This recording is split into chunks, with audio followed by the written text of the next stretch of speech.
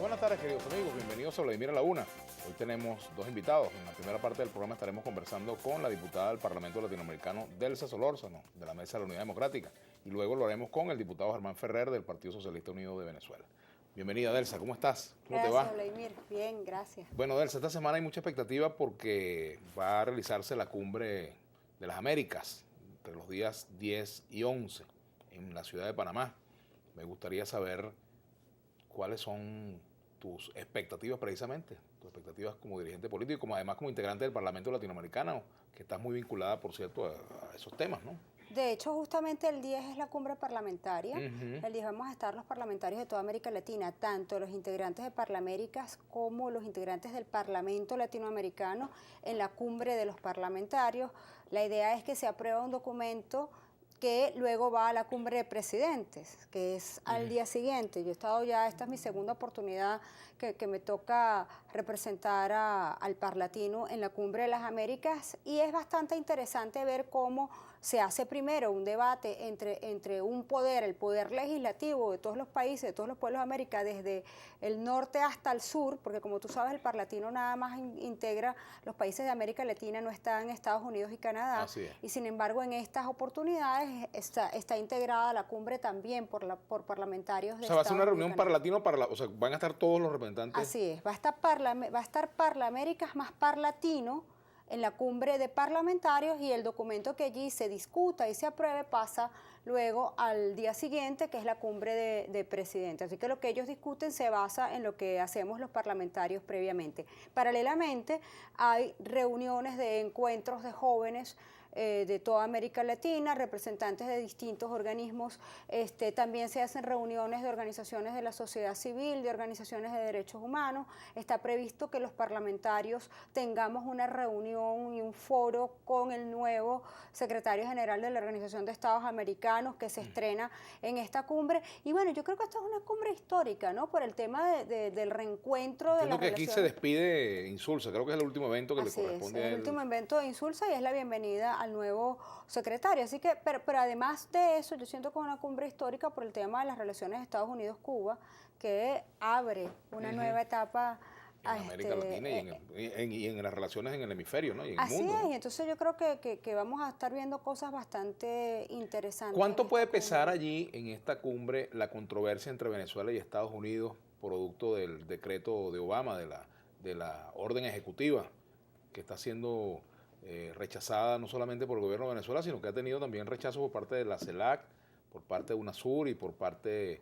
también del G77 más China? Ya el gobierno de Estados Unidos dijo que ellos no iban a discutir eso. Eso no es un punto de la agenda que trae Estados Unidos. Pero va a estar como una sombra dentro del evento, ¿no? Sí, de alguna pero manera, la porque realidad... si Estados Unidos no lo discute, Venezuela lo va a plantear y quizás otros países van a hacer referencia. Claro, cuando la posición de países como el CARICOM cambia a partir de la jugada estratégica del gobierno de los Estados Unidos. Que se pronunciaron también contra el documento, por cierto, ¿no? Se pronunció hoy el CARICOM en favor de Guyana. Ah, bueno, ese es otro tema. En la controversia Guyana-Venezuela. Y eso es una cosa bastante llamativa. Ahí es donde nosotros sí debemos exaltar nuestra real soberanía y nuestro real patriotismo y defender un territorio que a mí me enseñaron que era territorio en reclamación. Y me enseñaron a dibujar el mapa con esa zona rayadita de colores, porque eso es mi territorio. ¿Querías tú lo que hizo Lucinche con el Caldas?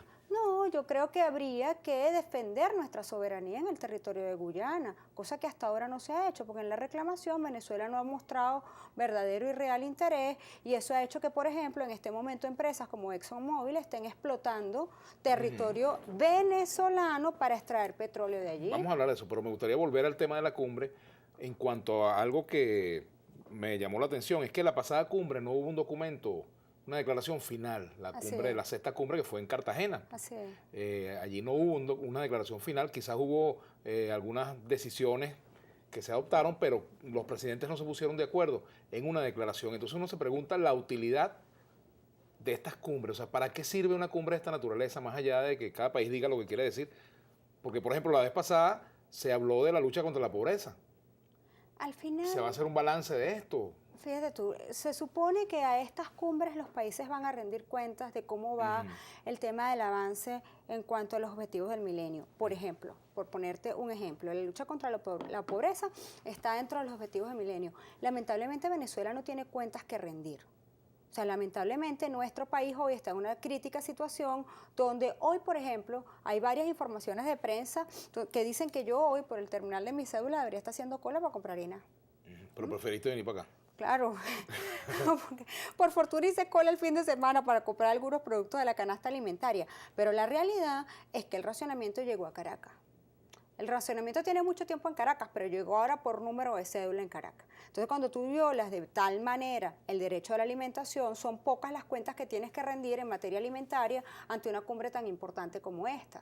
Al final, se supone que los países de América, desde el norte hasta el sur de la América, deben ponerse de acuerdo en torno a temas que le competen para poder lograr que nuestro pueblo, como entendía América, toda América, sin exclusiones, como un continente-nación, pueda avanzar, puedan los pueblos avanzar. Y en la última cumbre, como tú bien lo dices, no hubo acuerdo en cuanto al documento Ahora, final. esta tiene como objetivo central la lucha por la equidad, claro, entre otros objetivos, ¿no? Ojalá, si se llega a un acuerdo, no sea simplemente un asunto de un saludo a la bandera, porque lamentablemente la equidad en América está cada vez más lejos, la equidad desde todo punto de vista. Y países como el nuestro tenemos poco que decir también en esa materia. O sea, nosotros lastimosamente en este momento no somos ejemplo para ningún pueblo de América en esos. Ahora, si queremos hacer política panfletaria es mucho lo que tenemos que decir, pero cuando tenemos Ahora, y todo lo que dice, por ejemplo, la UNESCO y todo lo que dicen algunas otras instancias internacionales, la FAO, sobre el tema de avances en Venezuela, eso no es verdad. Bueno, yo no lo veo en los supermercados, ni lo veo en el campo, ni lo veo en la producción, ni lo veo en ninguno de los sitios donde tú puedes medir esto. En realidad, yo llegué de Carora hace unos días y pude reunirme con los productores agropecuarios y pude reunirme con la gente que produce caña de azúcar, y la verdad es que lo que está pasando a nuestra gente es hambre, necesidad, el campo cada vez está más agobiado, no se consigue el alimento para los animales, es una cosa terrible la situación que estamos viviendo aquí. Cuando tú ves que aquí los alimentos no son suficientes, o que el gran logro de la Cancillería es que pudo intercambiar, aquí se nos criticaba en la colonia que cambiábamos espejitos por oro, aquí estamos cambiando petróleo por papel higiénico. O sea, eso es lo que estamos logrando, esos son los logros, cambiamos petróleo por papel higiénico. Entonces, la realidad, más allá de los números, mira, yo estuve en Cuba hace poco tiempo y la UNESCO también dice que allá hay un derecho a la alimentación garantizado, un derecho a la educación, un derecho, yo no vi eso no fue lo que yo vi y me metí Cuba adentro. Entonces, cuando tú ves que los números van por una cosa y la realidad es por otra, y en el caso de Venezuela, por cierto, el Banco Central no da cifras, no ha dado ningún tipo de cifra en este periodo de lo que va de año, pues bueno, son muchas las cosas que tienen que ocultar. De lo que sí da cuenta, por ejemplo, es del próximo empeño de nuestro oro a 4 años a bancas que negocian con el imperio mismo, con Wall Street. 1.500 millones de dólares negociados en oro en empeño, la operación SWAC, o operación empeño, como lo quieras ver. Ahora, en este caso, volviendo otra vez al tema de política internacional, el impacto de estos eventos para la América Latina. Fíjate, por ejemplo, la Secretaría de Estado adjunta para América, para el hemisferio, para América Latina, se quejaba de que los países de América Latina habían tenido una postura de rechazo a las decisiones de Estados Unidos. La Mesa de la Unidad, ¿cómo ve las decisiones de estos países? ¿A qué atribuye la MUD el hecho de que todos estos países hayan condenado de manera unánime a las resoluciones de Estados Unidos sobre Venezuela? Sí, yo creo que hay que distinguir a los gobiernos que representan algunos países y de distinguir eso de otros pronunciamientos que ha habido. Indiscutiblemente hay países cuyos gobiernos son aliados desde el punto de vista político o estratégico del gobierno de Venezuela, que emiten pronunciamientos más orientados hacia sus intereses políticos que hacia los intereses verdaderos del pueblo venezolano. Si aquí hubiera habido cualquier pronunciamiento de cualquier país del mundo contra Venezuela como nación, indiscutiblemente hubiera sido unánime la condena que a lo interno hubiéramos tenido todos los venezolanos sin excepción. Pero es que la realidad es que eso no ha ocurrido. Aquí lo que ha ocurrido es un pronunciamiento de un gobierno soberano que está condenando a unos corruptos y a unos violadores de derechos humanos, a 7 concretamente que están en una lista.